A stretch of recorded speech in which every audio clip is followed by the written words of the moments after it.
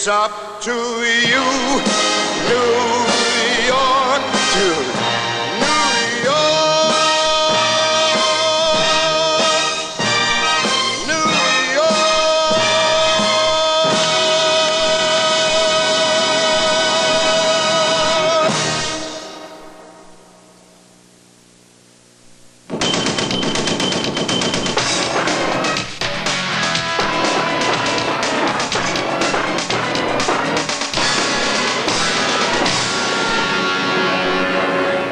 The mullet is more than just a haircut. It's a way of life. From Patrick Swayze to the '93 Phillies, the mullet has defined both high culture and white trash. It was during a brisk fall in 1992 at the Frackville Motocross when Timothy Madden first laid eyes on Truckzilla and its operator, Billy Bob Cletus.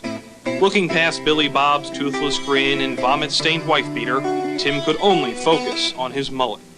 Short in the front, long in the back, Tim became obsessed with mullets. It wasn't until the winter of 2001 that Tim was able to fulfill his dream. Yeah, I didn't know who much about this guy was. He just came up to me and he was like, mullets, mullets, mullets. I'm like, dude, what about mullets? And he was like, how about mullets taking Manhattan? And I was like, okay, where's it going to go? And it's like, well, the mullets are going to go to Manhattan. And I'm like, look, Tim, you sound like a nice guy, but are you retarded or something? Like, mullets in Manhattan is like a 5-second little joke. Like, ooh, mullets in Manhattan. How are we going to do a whole full-length project on mullets taking Manhattan?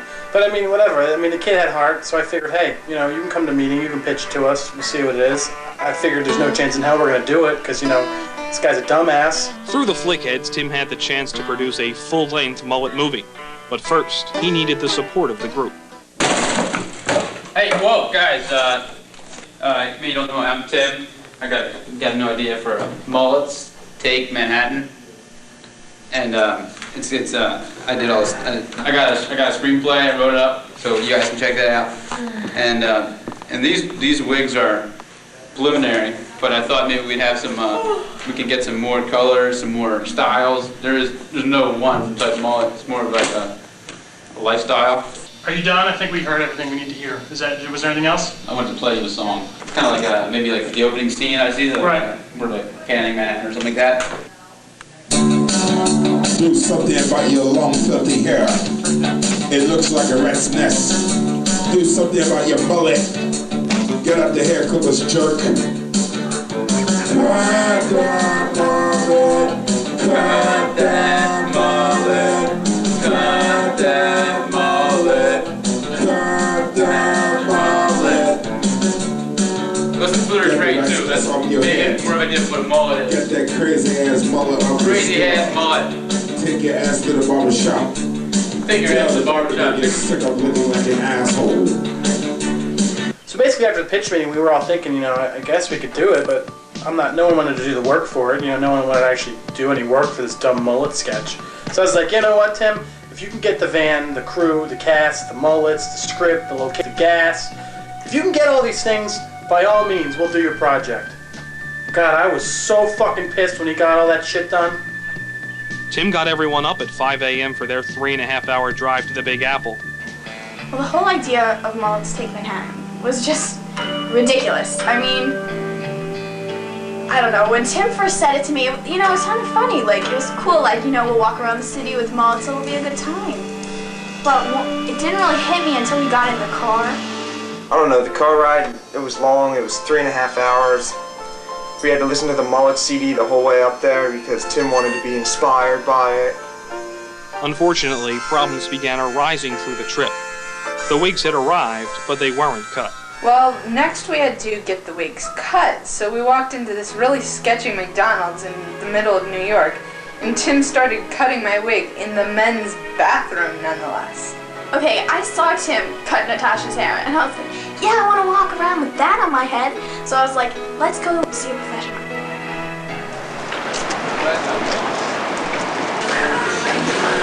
Hi. I was wondering if someone could cut this into a mullet. Do you know what a mullet looks like? No, just short it out, that's it. It's like, alright. You see this pin? It's kind of like, it's real long, long in the back. And then you short on the front. Short in the front, Short and small. but not like bangs. Here, Jesse, put this on and show them what it looks like. With their mullets cut, they were ready to tackle Manhattan. But humiliation overcame the comedy. Like the first thing we tried to film was like on the subway, we saw the street performers, like Tim's like, oh hey, let's go bug the street performer and make her sing a Mullet song with us. And I'm like, okay, I guess that has promise, you know, that's a cool idea. And then we did it, and God, it was pathetic. We have mullets and we like to go. To Manhattan. We're gonna take it. We like mullets and we wear them too. Manhattan. Mullet. Short on the top. Long in the back. Mullet. I have no words. That was absolutely the worst moment of my entire life. And there have been some pretty bad moments. The humiliation led to more humiliation. So when we got off the subway, we saw these guys breakdancing for money. They were probably, you know, bums or street performers or something. So we thought it would be funny if we got the mullet wigs on and went out and danced with them. So Tim went up and asked him, and the one guy took us aside and said, you know, give us some money. So we figured, yeah, okay, you know, we'll give him $5 and we'll go out and get the shot. The guy wanted like $50 for it, so we were like, fuck that. We just went around the corner where they couldn't watch and filmed Tim dance there. Well, it kept getting worse and worse until finally Tim kept wanting to strip. And then finally he forced Andy into a men's bathroom and made him film his ass. Yeah, it's totally true. Yeah, Tim was like, dude, I want my ass on tape. I'm like, I'm not filming it. You can film yourself, you know, hold the camera like this, turn around, you know, film the ass. And yeah,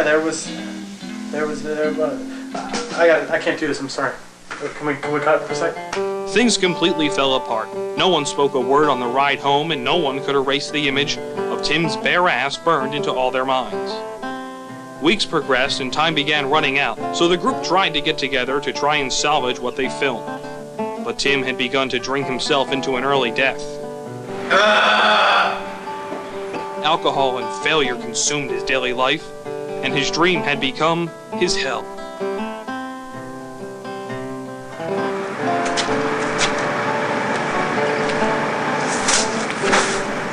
Despair finally took over, and on April 27th, Tim Madden died on the streets of Carlisle at the age of 20. As a tribute, the surviving members got together once again to compile the best footage they had into a 30-second trailer. I really think this is what Tim would have wanted. Yeah, I mean, his death affected me like any other death would, but you know, the only difference was I didn't really like him very much. Yeah, I guess it was sad when Tim died. For like 5 seconds, you know, about as long as Mullets was funny. Mullets Take Manhattan went on to debut on April 28th at the Flickheads Spring Show. From Frackville to the Big Apple, Tim Madden lived his dream until his life was cut short in the front and left long in the back.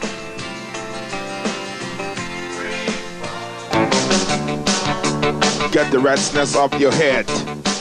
Get that crazy ass mullet off your skull. Take your ass to the barber shop. Tell the barber that you're sick of looking like an asshole. Cut the mullet. Cut the mullet.